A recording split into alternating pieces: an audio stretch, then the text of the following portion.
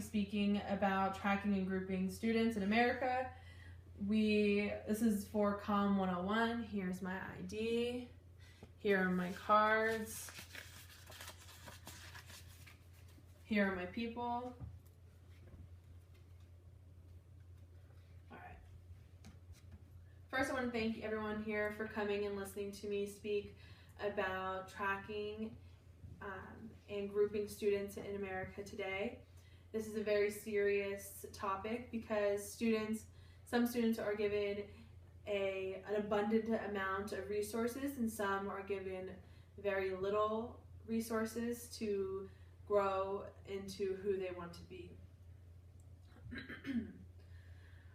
I would like to start off with school as an amazing experience. This is where students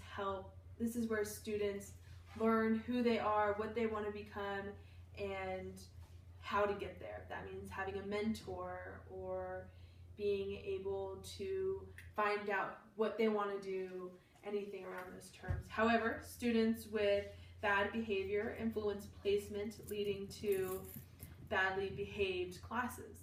So these students that are put in these bad behaved classes are not given the same exact education as someone that's going to be placed in a higher tracked class.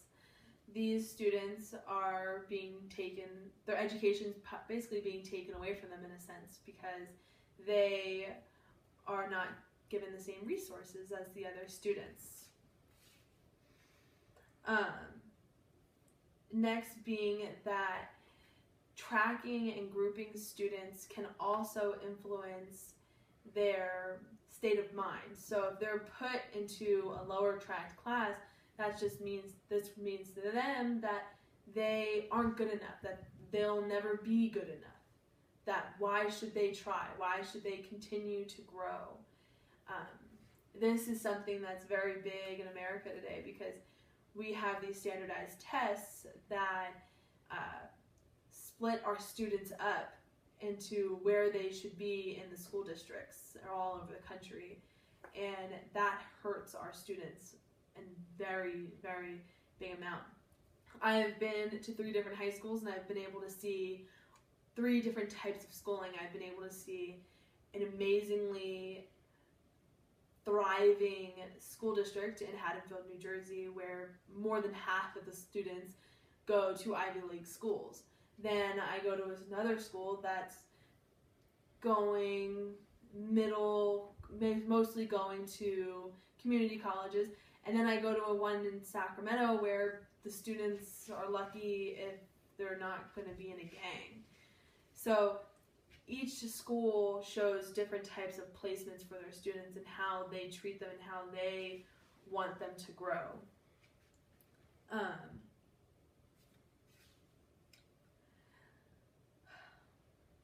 Also, for other places like, say, for instance, Compton, these are lower tracked schools because they don't have the money to be able to continue to grow and help their students.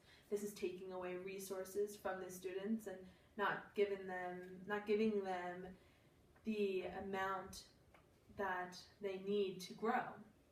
Whereas students in Beverly Hills, they have everything. So this is also another way of segregating students on race, ethnicity, and economics status in America. This is something that America really does need to change, and they need to work on helping their students grow.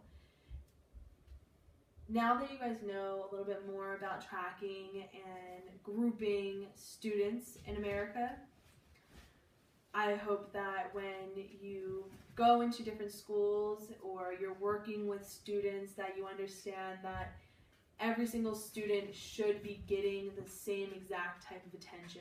No student should be sectioned off because of bad behavior or lack of money. Resources should be given to each student equally. Not one school should get so much money and one other school should not because of taxes. Thank you so much for listening to me today, and I hope that you guys are going to take something from my speech. Thank you.